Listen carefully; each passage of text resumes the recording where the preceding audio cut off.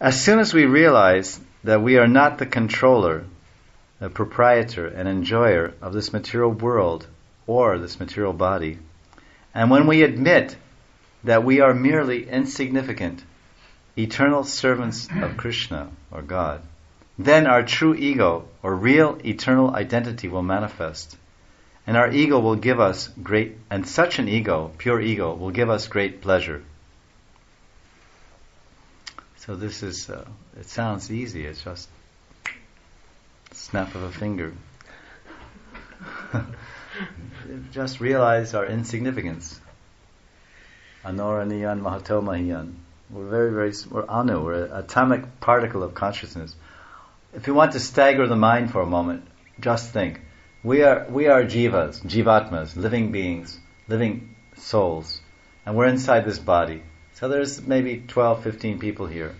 But actually, how many jivas are in this one room? As we are jivatma, and we are a living conscious entity, in this room right now, there are probably 20 billion jivas. Microbes and ants and who knows, all kinds of bugs. And inside our body. And inside our body, so many worms and other living entities. Every man is a universe to himself.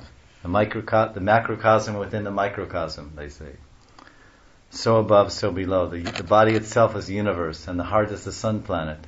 And so many stars and other minor stars are circulating around the sun.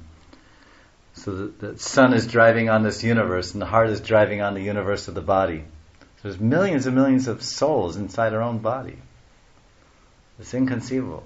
But yet we think, but I'm a big guy. You know? I'm a really big person. I'm a very big person.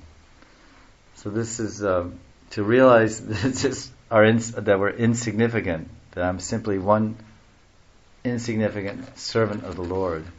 This is, if we can realize this, then we're home free. We're actually in the comfort zone. We're self-realized, let's say, at that point. And then, to get release from the false ego, one has to worship Sankarshan. This is from 3rd Canto Bhagavatam, chapter 26, verse 21, purport. So we are doing that tonight. We are worshipping Sankarshan. We offered all our food and water to him. We offered all our sleepy time. And that's all we have. What do we have? We can't offer him money because he's loaded. Can't offer him a bungalow because his bungalow is bigger than ours. We can't offer him our wife because, can't compare to Parvati. So what do we have? Well, all we have is our life and our senses and our energy. So we enjoy eating, we enjoy sleeping. So, and because we're fasting and we're not eating or sleeping, then we can't do much mating and defending. Because if you don't eat and don't sleep, you don't have much energy for mating and defending. So ahara nidra maitun bayam. Bayam means defending or fearing or fighting. So when you don't eat and don't sleep and don't drink any water, you can't fight anybody.